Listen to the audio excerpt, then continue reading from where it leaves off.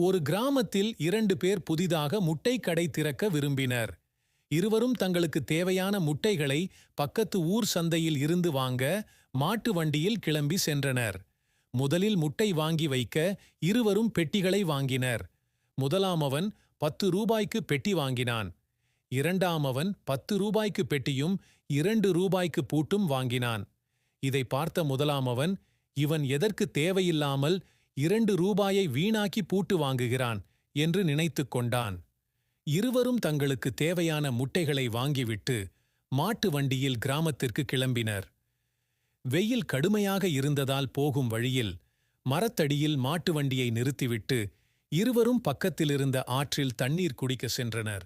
தண்ணீர் குடித்துவிட்டு திரும்பி வரும்போது குரங்குகள் பூட்டு போடாத பெட்டியை திறந்து முட்டைகளை எடுத்து வீசி நாசமாக்கிக் கொண்டிருந்தன.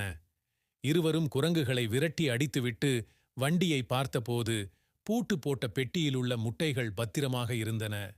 பூட்டு போடாத பெட்டியில் இருந்த பாதி முட்டைகள் உடைக்கப்பட்டிருந்தன.